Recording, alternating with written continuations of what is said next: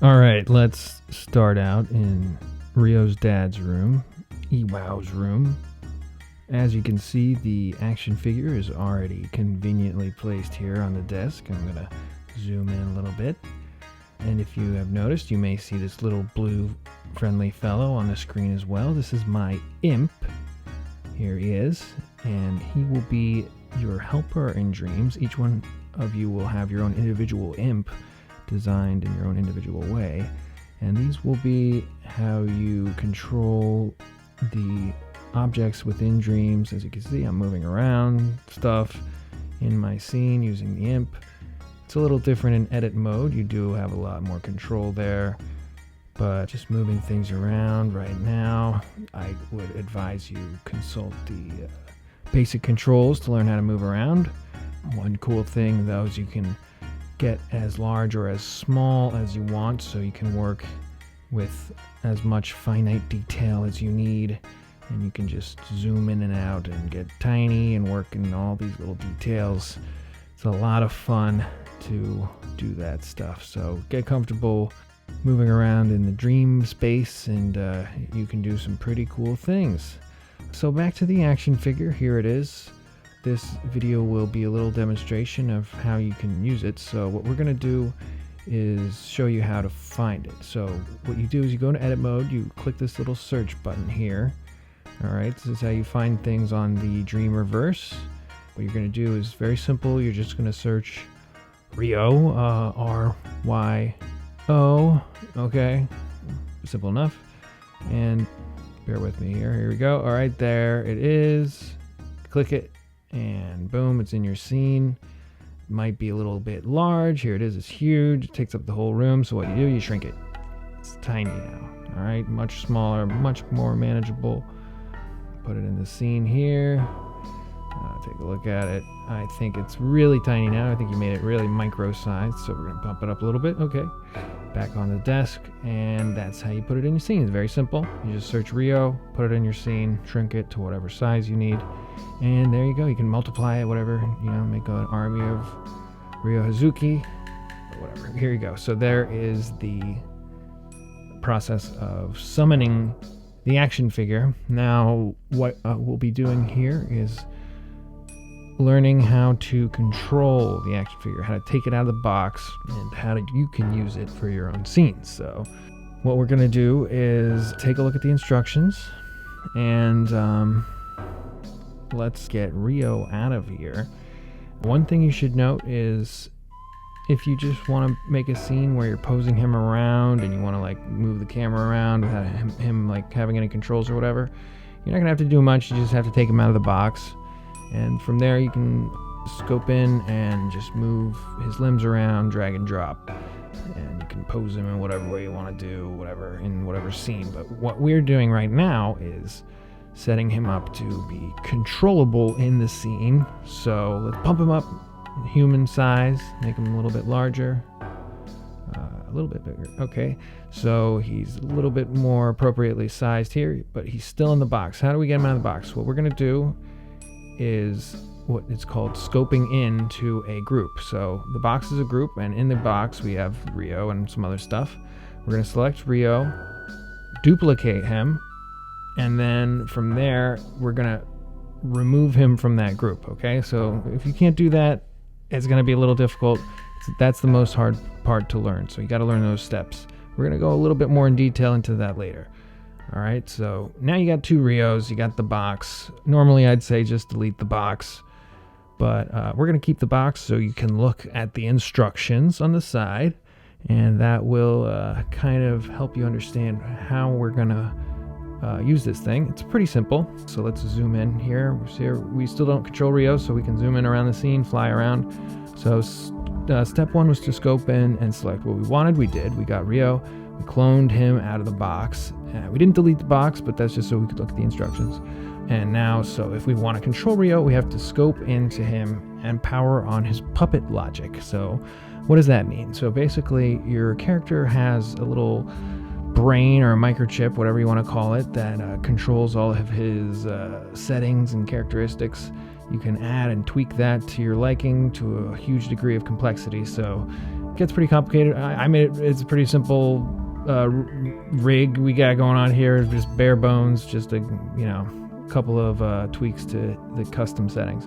So here I scoped in, you can see that little blue marker underneath his feet right there. That's his puppet logic. Right now we're on his character settings. This is not the correct screen, so we got to close out of there. That's not what we want to do. We want to power on his puppet logic. Okay, so this is character settings. We don't want that yet. All right, we have to scope in again. Okay, now that the blue ring's around, you click it again and you see that little blue menu. Power that on, turn that on. Boom, it's on.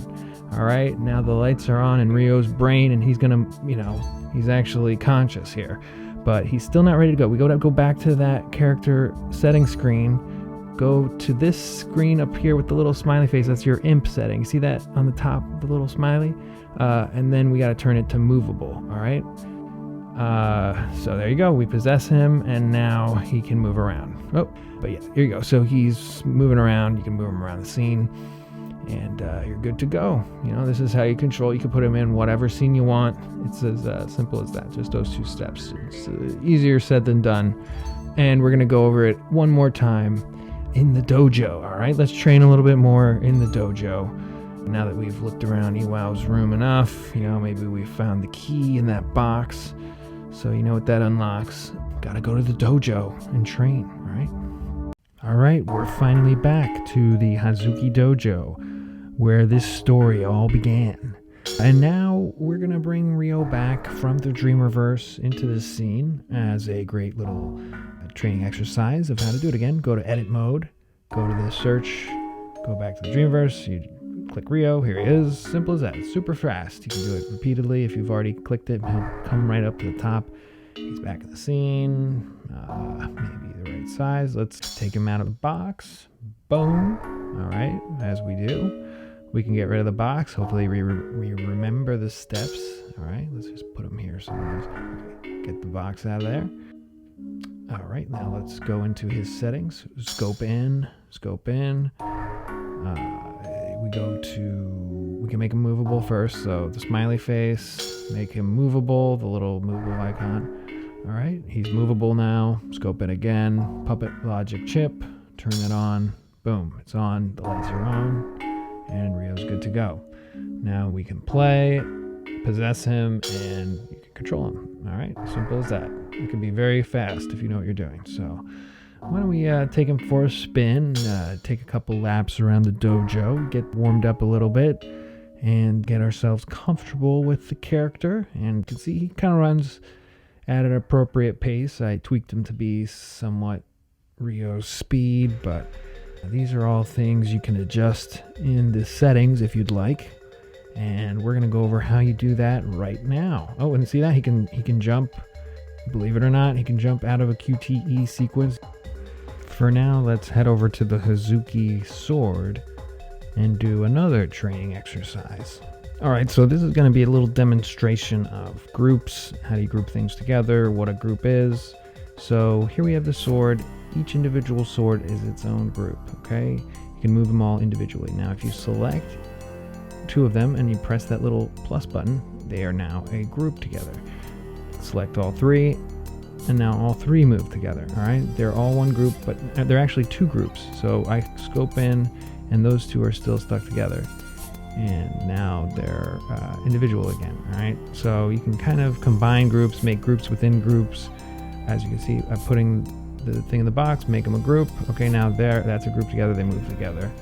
All right, but you can make a group within a group. So if I take, say, another one of these swords, put it in the box with the group, all right, but I group it with the sword rather than in the whole group. So I make a group within a group, all right, make a weird gross looking double sword, all right. Scope out, now I'm in the group with both. Scope out again, now they both are there, but if I scope in, see, there's this is its own group within its group. All right, does that make sense? That's kind of an important concept to understand with what we're going to do next. So you have groups and you have groups within groups.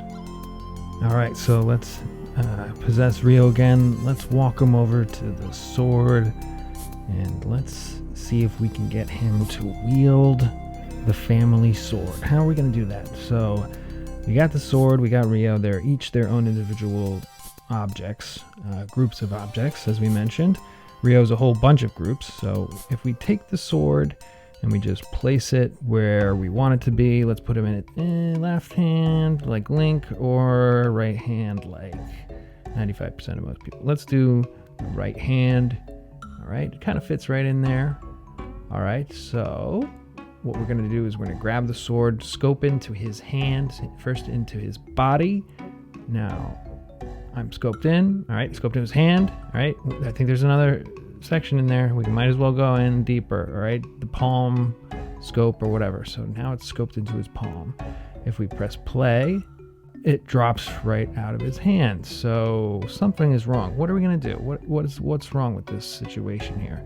This took me a while to figure out when I was first starting, and I couldn't add things to things without them falling down or just looking stupid as soon as I started the scene. So what we're going to do is rewind in edit mode the whole scene, which starts everything back in its original position. You can see the sword is actually still next to his hand, even though it falls out. So it does register that it's supposed to be close to his hand. It's just falling down as soon as you activate it. So, but it's very simple to turn this. What you're going to do is just make the sword not movable. All right, boom. All right, now it's not movable. And what are we going to do? We're going to test it out.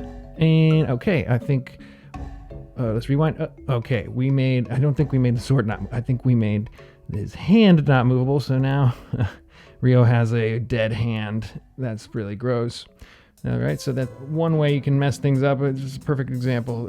You're going to experiment a lot. It'd probably mess up a lot too. So, okay, let's turn that hand to movable. We don't want it to be unmovable. We don't want that floppy hand. Let's take the sword. All right, now we take the sword and make that not movable. All right, remember the movable icon? Turn that off. So now it won't move in the scene. All right. Boom, look at that. Now it's stuck to his hand, it's not moving, and you got yourself a prop. This is how you're gonna add things to him or anything in a scene that moves. It's a little complicated and might take a little bit of trial and error, but it's as simple as that. All right, next up, we're going to be altering his character settings. So you remember this chip or this screen from before? We can mess around with his running speed, make him a little faster if you want. And you can take it for a test run and see how much faster he goes. Whoa, a little bit, that's moderately faster, not much faster. What about if we turn it up a little bit more? Okay, all right, pretty fast. Not that fast, all right? Let's make it a little faster. All right, let's bump it up a little bit. So we got 18 meters per second and 13.7 meters per second. All right, and then let's make him tiny. See what happens. See, you can experiment around. So now you got a tiny little sword-wielding Ryo. We can run at 18 meters per second. Oh, look at that, oh my God. So it kind of messes with the animation, but you can see just how you can get a little bit creative at your leisure. Do whatever you feel like and make something kind of wacky looking if you like. Doesn't work 100% perfectly, but you know, just where your imagination takes you. It might take you to some interesting places. All right, next up, what we're going to be doing is finishing up the video. Honestly, I think we did a great job. We got the sword in his hand, and I think you're really well prepared to start dreaming. All right, so get out there and let's see where we can take Ryo. All right, Merry Christmas.